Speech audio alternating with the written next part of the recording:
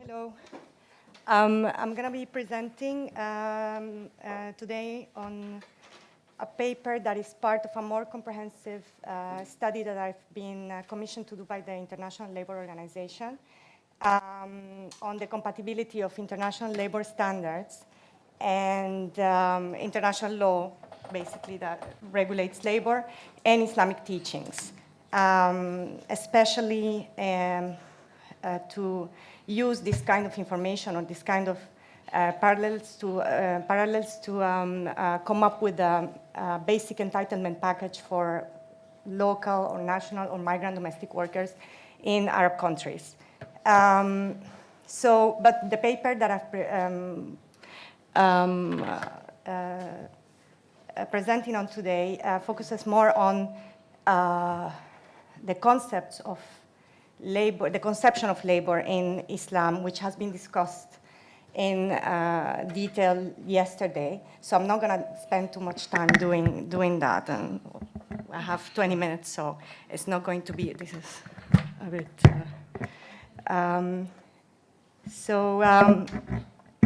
yeah, this is better, yeah. I'm going to go over some of the basic concepts that can be found in Islamic teachings, in the Islamic sources of the law, the Quran and the Sunnah, in order to find these parallels in the regulation of labor and labor rights, keeping in mind modern standards of regulation of labor and employment. This introductory research paper aims to set the basis for another study on the conception of migration in Islam and how we can find how we can identify the socioeconomic aspects of the concept of migration according to Islam and according to the evolution of the concept in throughout the centuries and throughout the civilization, the Islamic civilization. I'm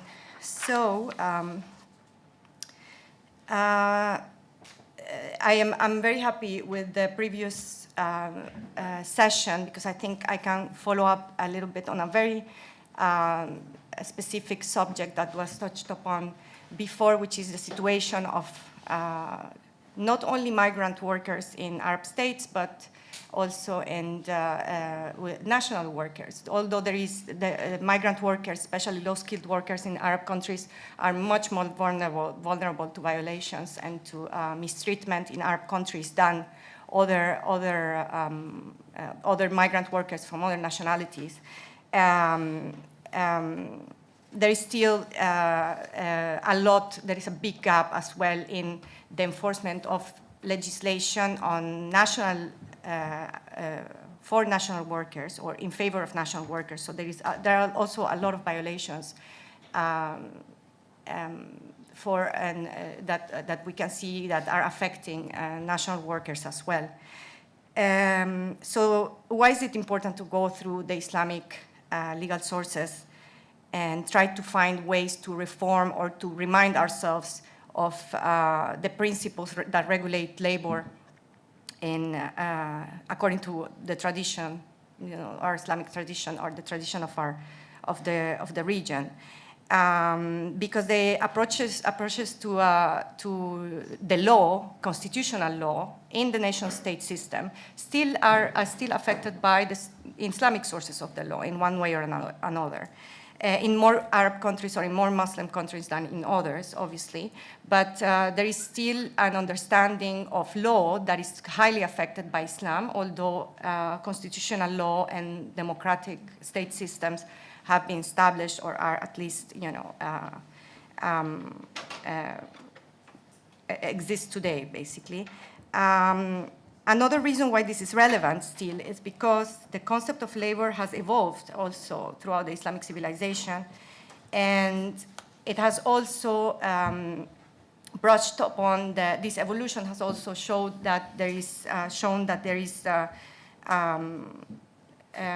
a conception of rights as well, according to the Islamic tradition that can be applied to our modern understanding of labor, whether if it is our Islamic understanding of labor or secular or democratic understanding of the regulation of labor.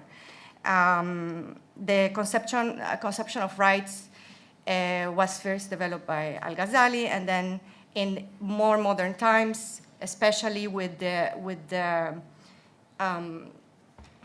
growth of or with the advent of the nation-state system in our region, we have thinkers like Maududi that try to equate human rights with rights, human rights or the conception of humanity and what the human being is entitled as a Muslim by the reformist thinkers of the Nahda in the late 19th century and then later in the early 20th century. So I've used some of these hints that can be parallel with human rights in my paper in order to come up with the idea of the basic entitlement package for workers, especially for migrant workers in our region. And this was an idea that was given to me while I was doing my research consultancy at the ILO, and because they want to actually come up with a clear set of rights and entitlement package for all workers, but especially the more vulnerable ones who are the migrant workers, and that can also be found in Islamic teachings, okay? So in my paper, I have put together some of these teachings that relate to the basic entitlement package and the rights of workers specifically, okay?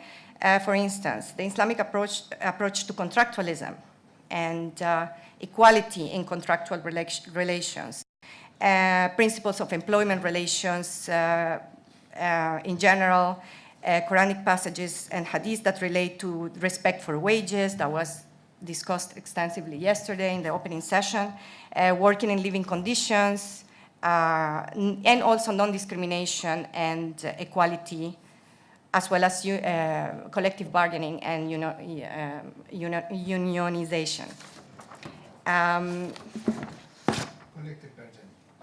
Collective bargaining, yeah.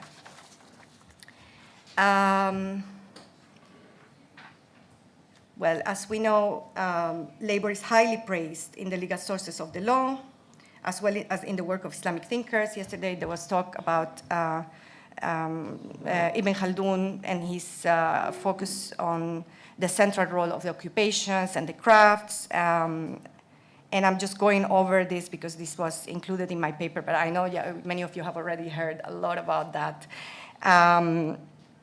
Maybe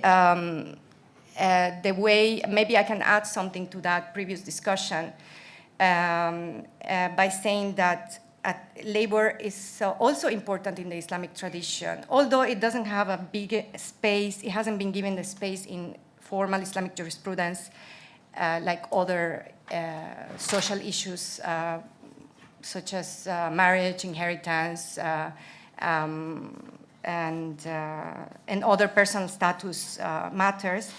Labor is also important because of its interpretation or its how it was viewed during the inception of Islam, because during the pre-Islamic era, work was seen as something that could be equated to humiliation. It was mostly manual labor, and actually the pre-Islamic Arabs had a negative approach to manual labor and belittled those who performed work. And in fact, someone who did not perform work during that time, before Islam, with his own hands or had an occupation which is mehna, right, a regular occupation, could afford to pay others to do his work. So that was seen as an honorable status or an honorable condition. Manual labor was considered sometimes in extreme cases a form of humiliation. So when Islam, with the inception of Islam, this changed because Islam came to revolutionize the prominent ideas of the Jahiliyyah or of the pre-Islamic community, and obviously gave a very important role to labor. in the construction of an Islamic civilization. And this is why the evolution of the concept, for example, of work or the concept of occupation or doing something for a living doesn't have any more negative connotations. In my research, I found in many places that mihna actually meant had negative connotations. But then as I was reading, and I would say, okay, in the Arabic use of the word mihna or occupation, is very neutral, right? If we are filling a form, for example, for, I don't know, anything, any regular work, they will ask you for your name, your personal status, and your occupation, and the word is mihna, right? So occupation is not, it does not have humiliation, connotations of humiliation of any kind. And this, we can see the evolution of the views on labor because of the advent of Islam and because of the high status that Islam had, that labor had in the building of an Islamic civilization. And obviously, I mean, there are many, many passages in the Quran that praise effort and work, and many also hadiths from the Prophet that also covers that. I'm not going to go through them because it was, I mean, I heard many of them, the famous ones were repeated yesterday. But for example, there is one that the Prophet, in which the Prophet exalted labor and in which he stated, nobody has ever eaten a better meal that which was, has been earned by his own working hands. And there are many passages like that that were used actually to regulate the employer-employee relationship during all throughout the centuries-long Islamic civilization. Okay, the second part of my paper, and I'm going to go briefly. I don't know how much time I have, but I think I have enough time to do. Okay, great. The second part of my paper moves to talk about migration and the concept of migration in Islam in order to try to link labor and migration, the views on labor and the views on labor migration and the views on migration as a socioeconomic activity in Islam. And probably I have to admit that in my paper, maybe this, not the link, but the transition, when you see it, it's very abrupt. I just move from conceptualizing the principles of labor, regulating labor according to Islam, and then I start talking about migration, but this part of migration is work in progress. So, but I just wanted to give you a little bit of an idea of what I'm researching right now, and maybe get your comments on the subject. Migration is also a very, very important, obviously, as you all know, concept or practice according to the Islamic tradition. And in general, I'm not going to explain what hijrah or migration is in general for all of you, because you know that.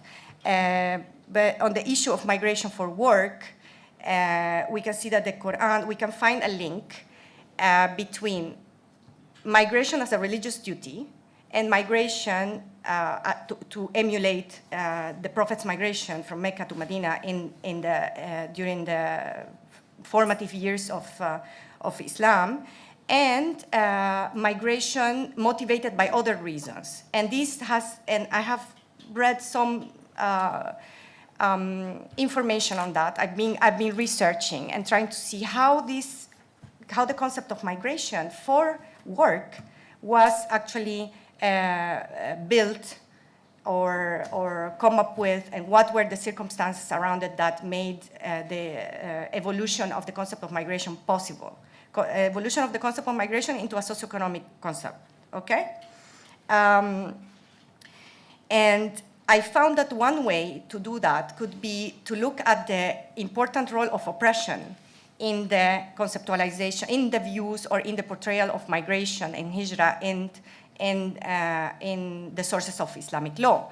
And the migration, as we know, was due mainly to religious persecution, and that can be understood as an activity that was mainly motivated by persecution and oppression, okay? This is why migration and the reconceptualization of migration as a socioeconomic practice could be linked to escaping, for example, economic hardship and oppression by precarious living conditions or working conditions. So I'm going to move to talk a little bit about it in a minute. Let me see if I missed anything else here.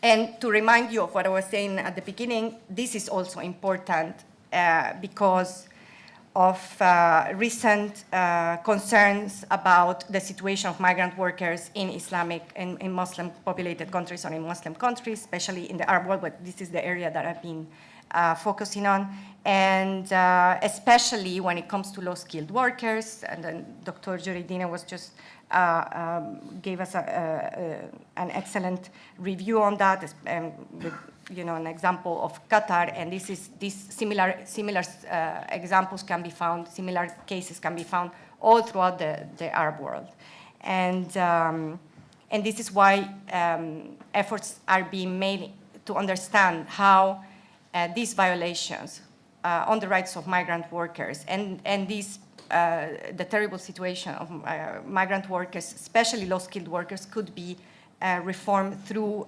refreshment or through reminding ourselves of the principles of rights of laborers and principles of migrants and the importance of migration and the establishing of relationships upon this movement of people in the Arab world.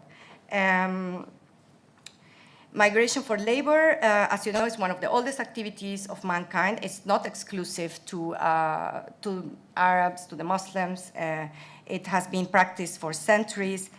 The modern world or the modern nation-state system, usually for example, in organizations like the UN, would quote migration, would say that migration from a globalizationist, if we might say, perspective, started in the 60s, or maybe to go a little bit back, would say it started in the 20s, when the whole world began to appear as, or started to be, had adopted the nation-state system. So the border situation, for example, migration, it changed. People needed visas from the 60s, for example, to go from one place to another. So usually in organizations and in the more liberal or more in the interpretation of the world, or the worldview that sees migration as happening only in the nation-state system, believes that migration started in the 20th century, which I find extremely funny. But migration is actually something that happened that has changed the relationship, the configuration of the world many times during the beginning of time. And it has also fomented new relationships, new exchanges, and new bonds of solidarity between the people. And this is something that is found in Islam and is highly praised. Migration did not only mean escaping persecution or escaping oppression, it meant also to establish a new relationship with the local people of Medina, and strengthen the community, the community that was hosted, and the host community, or the community, or the place of destination. So this is why studying it, I think, is very, very interesting. One hint, just to, if I have enough time, that I have found, and I need still to explore, is that lead us to think that migration has developed into a socioeconomic aspect, as a socioeconomic concept, is, for example, the portrayal of the interpretation of migration by Ibn Arabi in medieval times, for example, that favored hijrah from a land of disease, for example, or a land of financial insecurity to a better place.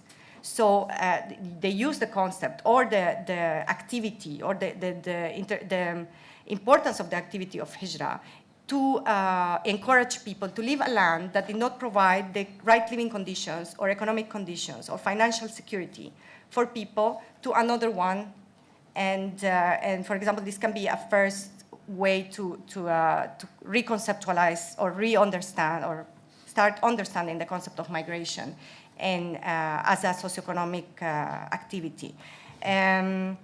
Another hint or another historical turning point would be the mass migration of Muslims in the 19th century, for example, people coming from the Levant that moved to Europe and to South America, North America, and Africa in order to look for better work opportunities. I am not familiar yet with the legislation or with the ways that Islamic scholars justify the movement of Muslims, but I know that this was a special issue for the Muslim community, because for the first time people were escaping economic hardship to move to non-Muslim countries and abide and try to readapt and accept living under the laws of another country. So there were many that I have not had the time yet, because this is at a very early stage, but there were many ways to justify this movement through reinterpreting the concept of hijrah, because it was hijrah or any other principle of the Islamic doctrine in general looks for the benefit of its community or for improving the living conditions and whether they're economic, cultural, political conditions of the members of the community. And yeah, I think that I'm done. Okay. Yeah. Thank you. Thank you, Professor Reza. And now, Professor Korkusuz will discuss your paper in 10 minutes. 10 minutes? Yeah. I try to. First of all, I like to see in here labor organization and the business organization, addition to it, jurisprudence and the lawyers in here. Inshallah, if you make another organization, you have to make them here to discuss this situation, because if you go any labor organization meeting, you hear that about the rights of the labor in Islam, endless.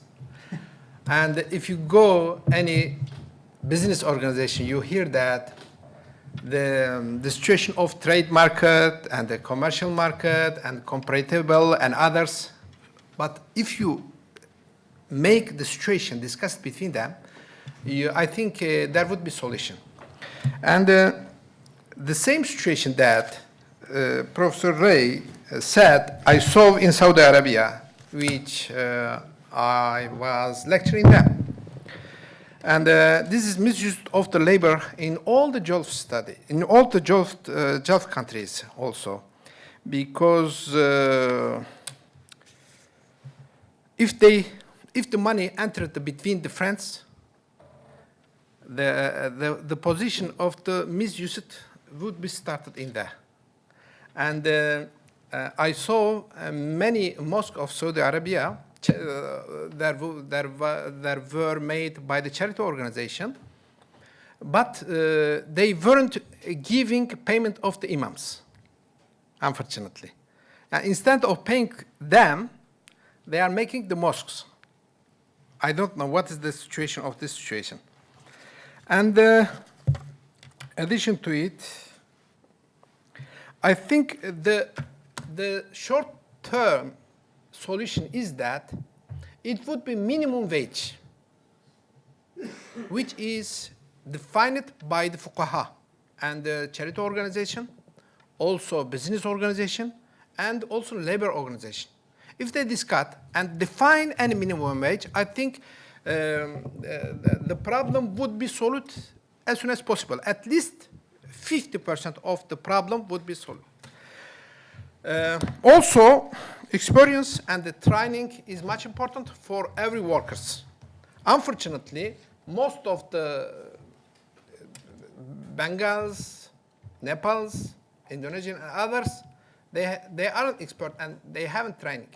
They don't have any expert. They don't have any good training, so that they would be under misusing of their employers. I would like to discuss the situation.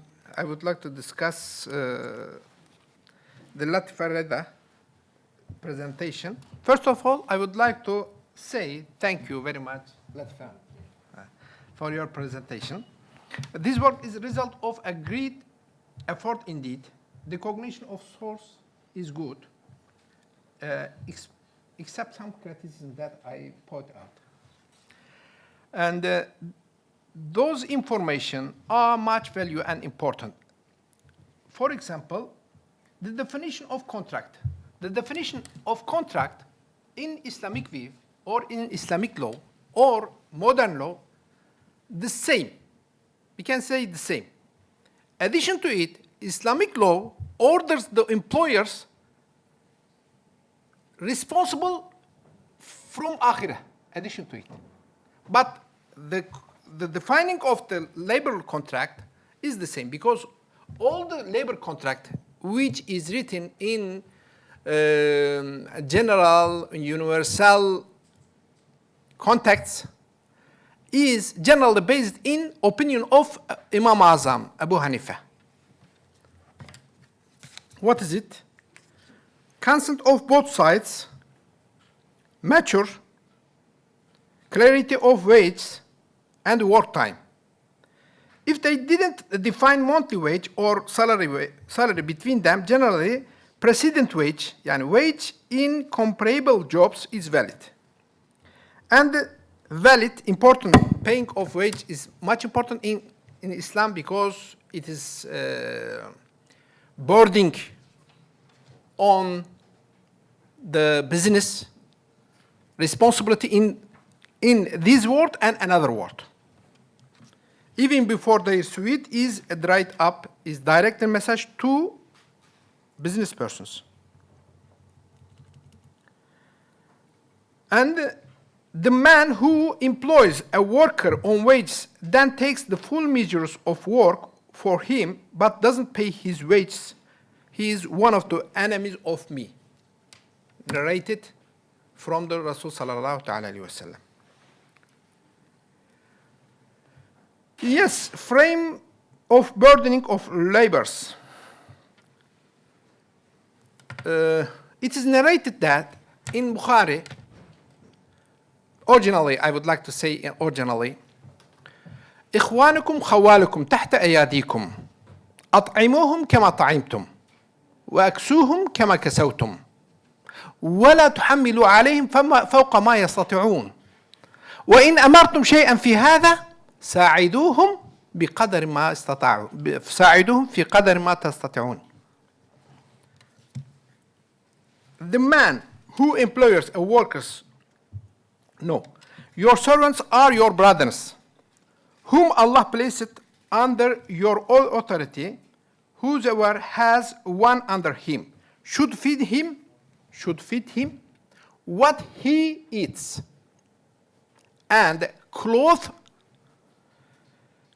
him what he clothes himself, and mustn't burden him beyond their capacity and ability. If do burden beyond him, please help them.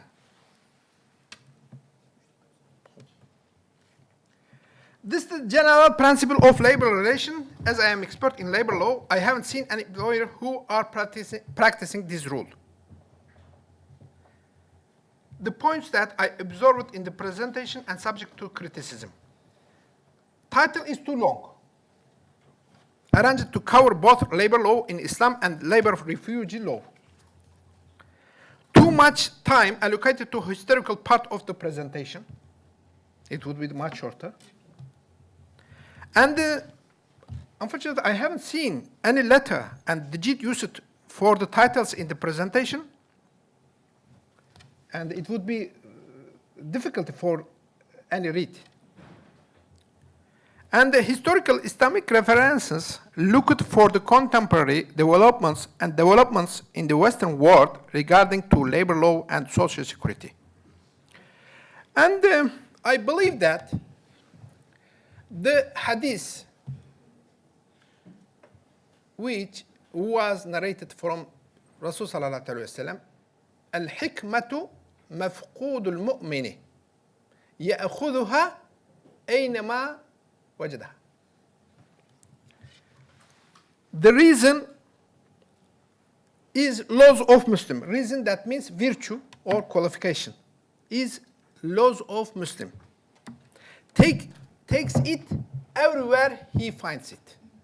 So that the progress of the labor laws in our country, in our area, also, I believe that one of the virtues of Muslims, virtue of Islam, so that we have to benefit from this situation, and we don't have to discuss, is it exist in Islam or no? Yes, it is exists in Islam. Why? Because my Prophet said to me, this virtue is laws of Muslims. We have to take it.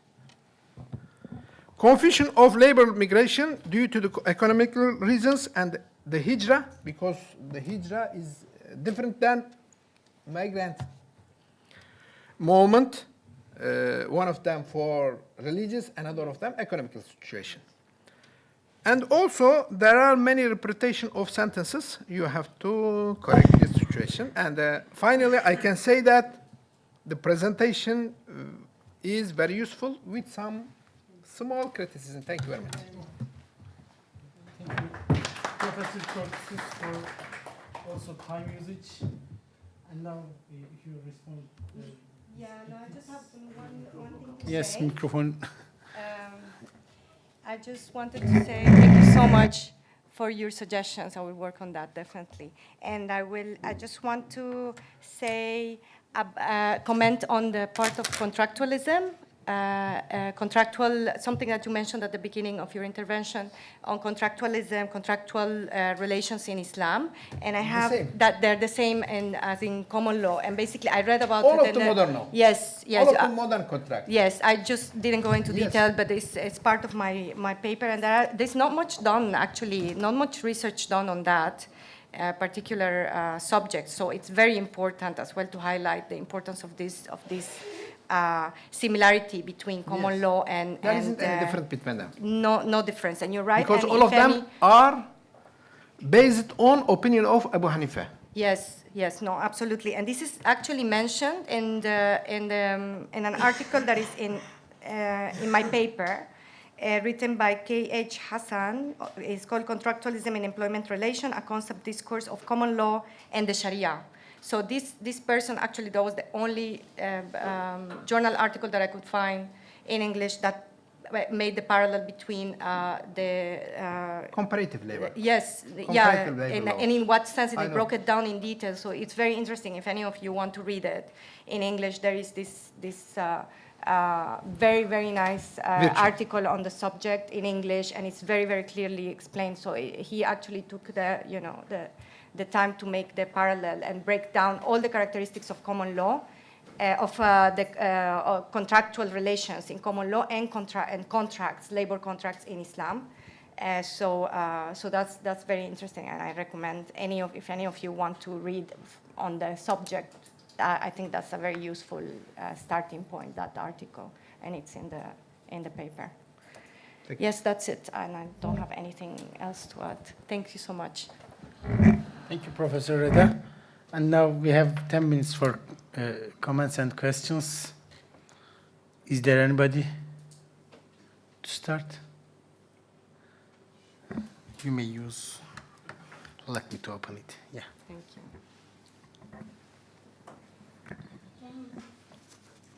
Sunumu değerlendirdiğimizde biz iş adamları açısından iktisadi ve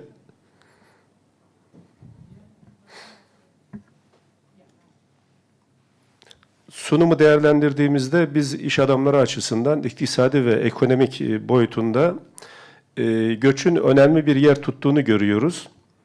Dünya coğrafyasını değerlendirdiğimizde göç edilen toprakların daha kalkındığını, geliştiğini ve zenginleştiğini görüyoruz. Buna mukabil göç edenlerin muhkim olanlara oranla daha girişimci olduğunu, iktisadi anlamda daha gelişmiş olduğunu da gözlemliyoruz. Bunun bir sosyolojik izahı var mıdır? Bunu öğrenmek istiyorum.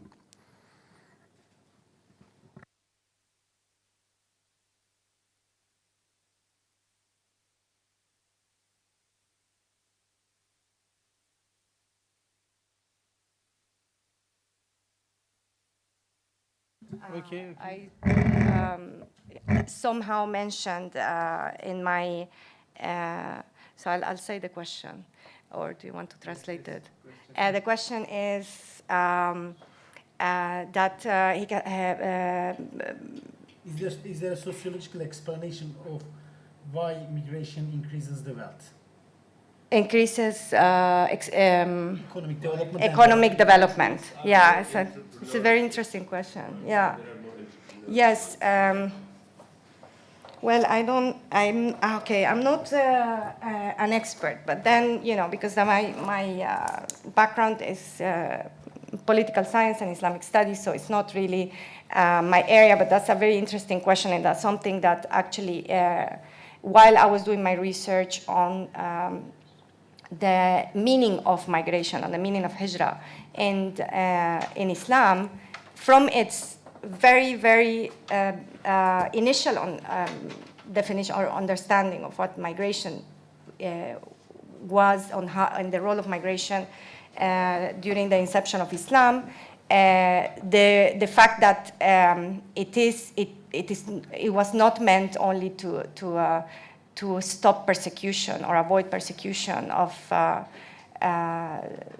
Muslims at the time, but it was also meant to, or it was also interpreted during the time of the Prophet, as early as during the time of the Prophet, to foment ties of solidarity and brotherhood, a feeling of brotherhood among the people who moved from Mecca to Medina and tried to enrich the lives of the people that were receiving them, or the people in the receiving community. So in Islam, for example, that principle is embedded in the meaning of hijrah, in the very basic meaning of hijrah.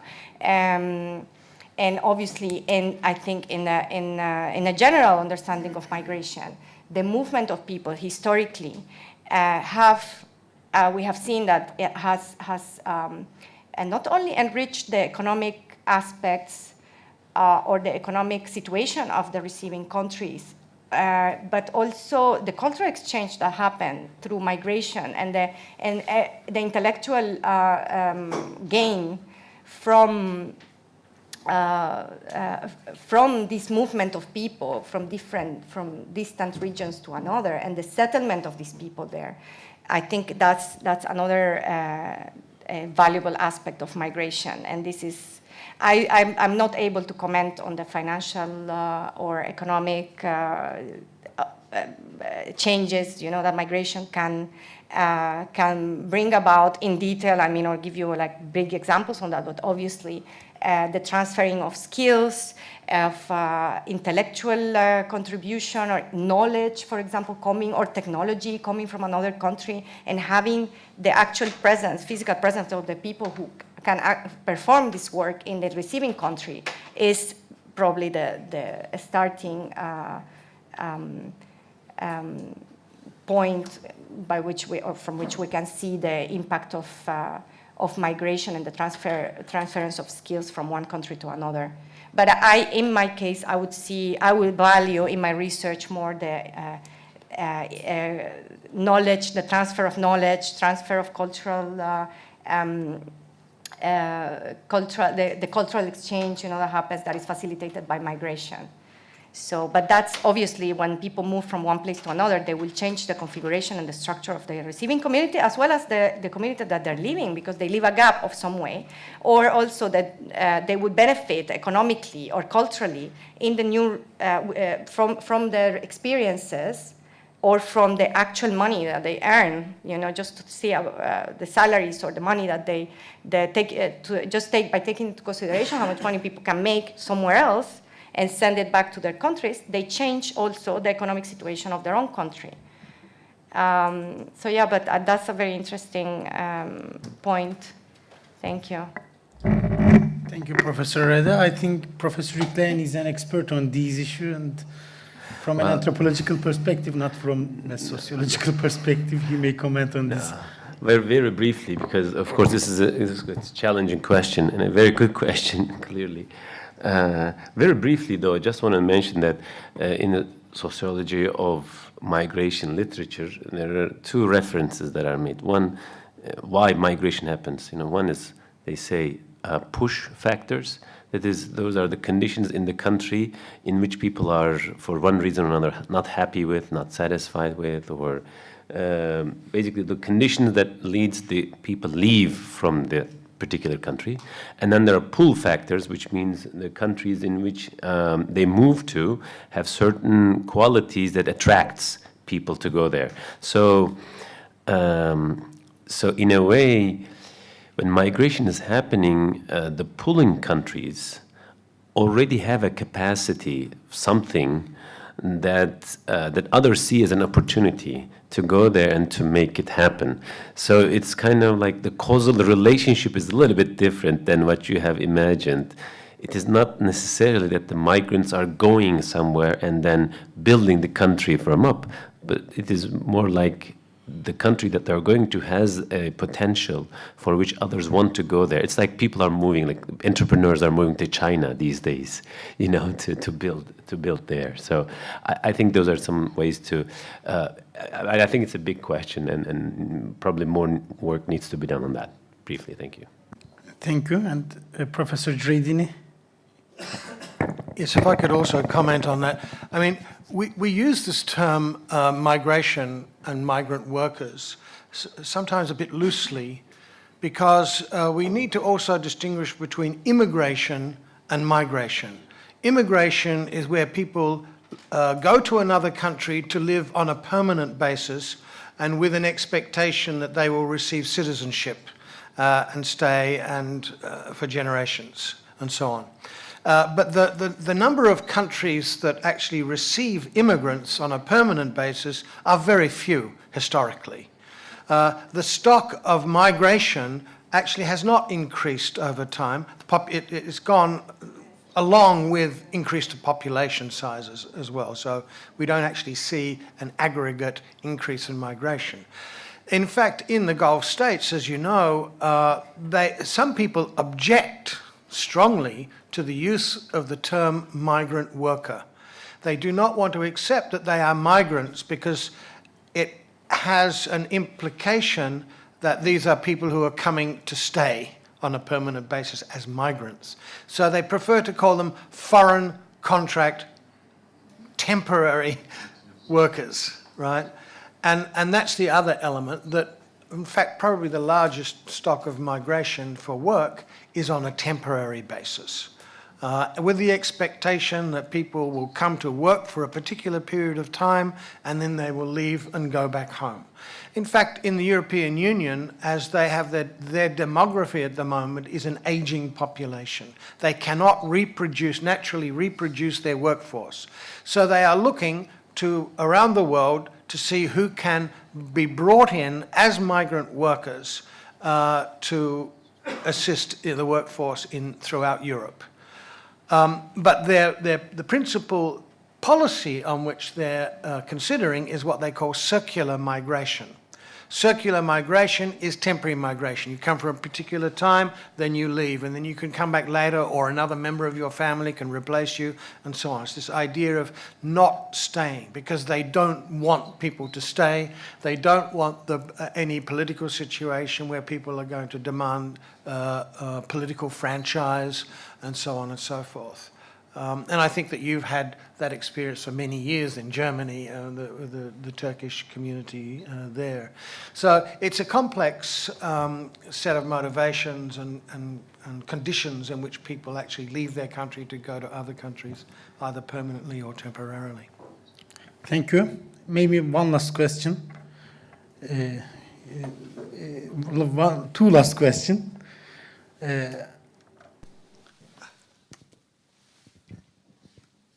Ben soruyu Türkçe soracağım.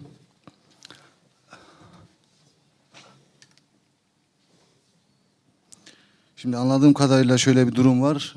Göçmen işçilerin durumunu veya göçmen işçilerin emek piyasasında karşılaştığı problemleri biraz daha İslam'a havale ederek çözmeye çalışıyoruz. Şimdi öncelikle benim aslında düşünmek istediğim veya düşündürmek istediğim şey şu. Her şeyi İslam'a havale ederek biraz dini yormaz mıyız? Yani dini yalama bir duruma sokmaz mıyız? Bunu bir düşünmek gerekiyor. İkinci bir şey, göçün tabii İslam'da bir yeri var, bir değeri var. Bu ayrıca tartışılabilir, üzerine düşünülebilir. Benim aklıma şöyle bir örnek geliyor. Mesela Muaz bin Cebel'in Yemen'e gönderilmesi Peygamber Efendimiz döneminde. Muaz'a soruyor, ya Muaz diyor, gittiğin yerde, yanlış hatırlamıyorsam tabii olayı, bir problemle karşılaşırsan ne yaparsın? Kur'an'a bakarım diyor. Peki orada bulamazsan? Senin sünnetine bakarım. Orada bulamazsan diyor, ben aklımı kullanırım diyor, yorum yaparım diyor. Şimdi biraz bu perspektife dönmemiz gerekmiyor mu Müslümanlar olarak? Yani her şeyi Kur'an'da ve sünnette arayarak bir yerlere varmak veya Kur'an'ı, İslami bir şeyler inşa etmek yerine bu Muaz örneğinden hareketle belli problemlerimizi çözme adına akıl ve toplum düzeyinde biraz daha kendimizi geliştirmek gerekmiyor mu diye düşünebilir miyiz diye sormak istiyorum. Teşekkür ederim. This discussion has a long tradition, you know, and I want to give last minute to Professor Korkusuz. Thank you very much. As you know, Quran and Sunnah are the main sources of Islam. We can't ignore it. As a Muslim, we can't ignore it. But using of clever and progressing of the opportunities are the reason of Islam or virtues of Islam. As I said to you before, as it was narrated from Rasul sallallahu alaihi wasallam, the reason is loss of Islam. Muslims takes it everywhere he finds it, so that it takes unless it is against of Islamic doctrine. But if it is against of Islamic understanding, it takes it and it uses it. It is one of the virtues of it. Thank you very much for your hearing, for your coming to it, for your joining, and for your participating. Thank you. Thank you. The lunch will be at 6th floor, and now I think it has started. And we will come back at 1 o'clock for the fourth session. Yemek 6. katta dün yemek yediğimiz yerde olacak. Bir sonraki oturumda 1'de başlayacak. Dolayısıyla sizleri yemeğe acilen ve hızlı bir şekilde davet ediyorum ve hepinize teşekkür ediyorum.